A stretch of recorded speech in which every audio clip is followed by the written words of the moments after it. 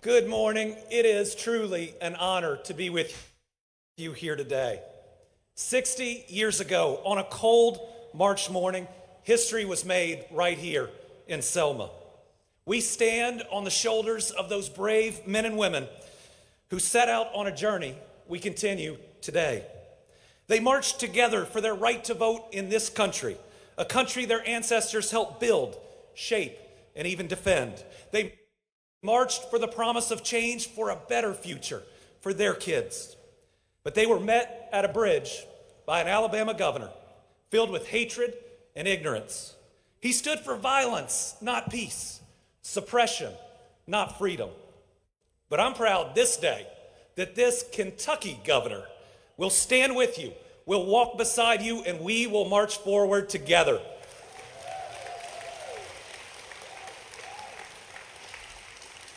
Like that day in Selma, many who now wield power, they're using it to push people down and not lift them up. But those foot soldiers who came from all over to this town refused to bend to that power. They refused to stay down. What they did 60 years ago led to monumental change. It helped lead to the passage of the Voting Rights Act, enshrining into law unprecedented voter protections. But make no mistake, those seeking to divide us have been chipping away at the Voting Rights Act for years, and they will not stop, which means the fight for progress marches on.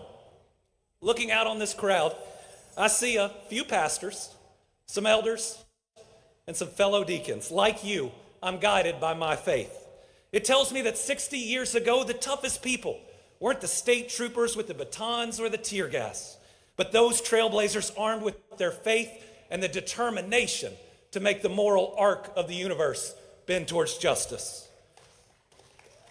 It reminds me of how in my faith Jesus was tougher than the nails that pinned him to the cross, but he refused to bow to violence. He could have been the Prince of Power. He chose to be the Prince of Peace. What the marchers showed 60 years ago is that hatred isn't strength. Strength is doing right by our neighbors. Strength is having the courage to stand up for the rights and the dignity of everyone. That day in Selma led to real change that helped move our country forward. So today's march is to honor 60 years of courage, but also to make sure that the next generation does not forget the sacrifices that were made at that bridge and on that ground. I get that I will never be able to feel the ever-present weight of racism, inequality, and injustice. And I cannot know the pain and the scars of moments like what happened 60 years ago. But I'm committed to listening, to trying to hear, and then taking intentional steps forward for a better world. That's why in my first week in office, I restored voting rights to nearly 200,000 Kentuckians. It's why I removed the statue of Jefferson Davis from our state capitol. It's why I made Juneteenth a state holiday for the first time in our history. It's why I signed a Crown Act so no one would be discriminated against because of their hairstyle. In contrast, the current administration wants to make diversity a dirty word. They want you to believe that equity means you aren't worthy of opportunity. Here's where I stand. I believe that diversity is always a strength and never a liability. That our diversity of backgrounds make us stronger and better, and that in these days, it is our job to speak up and speak out. Right now on the cable news, they're saying, where is the voice? Well, I think what Selma tells us is there wasn't one voice that day, but the collective discriminated against because of their hairstyle. In contrast, the current administration wants to make diversity a dirty word.